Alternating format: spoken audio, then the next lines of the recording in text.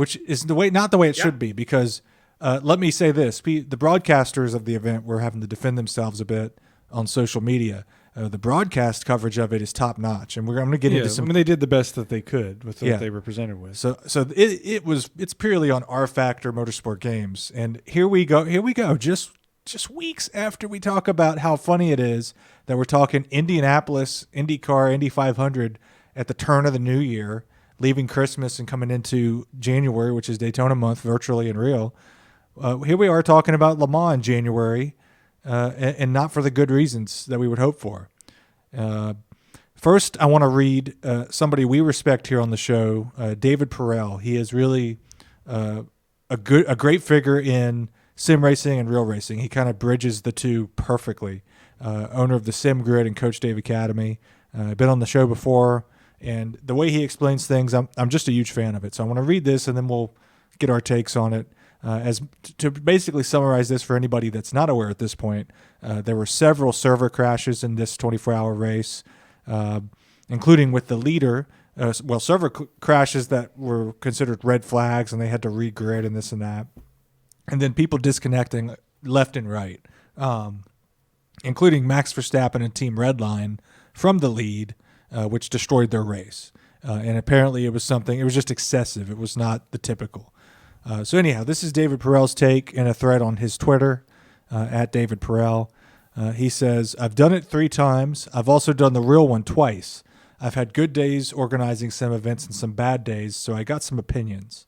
Firstly, the broadcast team had a tough task. Credit to them. This wasn't their fault. I agree with that.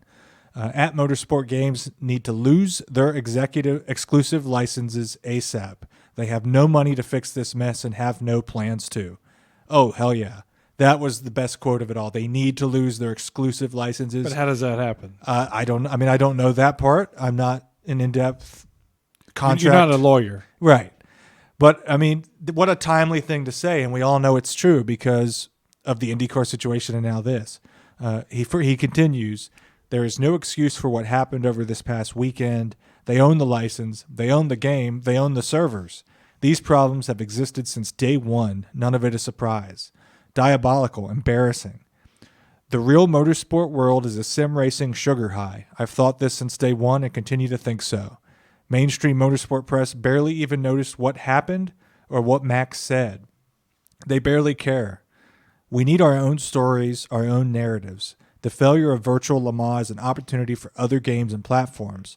So we need to forge our own path and define our own story as sim racers. People like VCO, companies like SimGrid, Sim Racing GP, LF Motorsport, and all the legitimate game developers have the power to make sim racing stand alone. Onwards.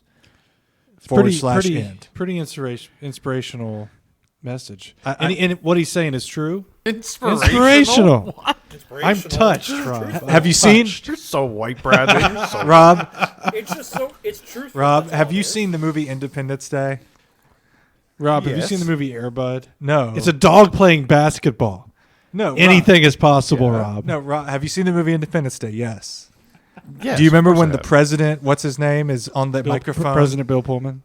President Bill Pullman's on the microphone. We will survive another day. We will survive the night. We will survive the night. We will exist. We will go on. Today is You'd all be dead if it wasn't for my David. You know what I mean? No, that's Judd Hirsch. That's Judd Hirsch.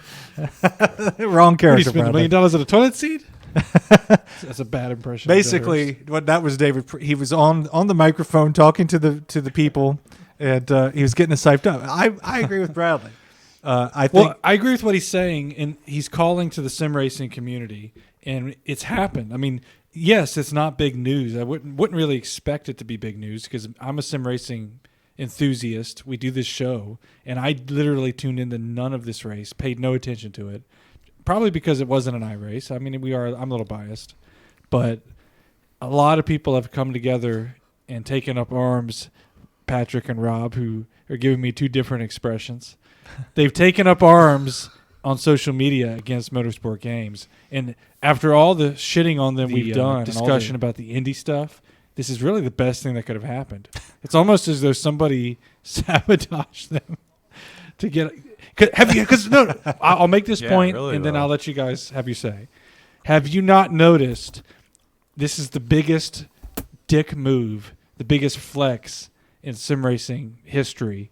Is after all of that, and we have the Daytona 24 with iRacing coming up. Have you guys not noticed iRacing being very particular and pushy about all their guides of here's how to make your experience better? Everything. Yeah. He's stealing that from Yeah, me. It is. I am. I said but that was a flex The the point other is, day in our Discord. nevertheless, Rob.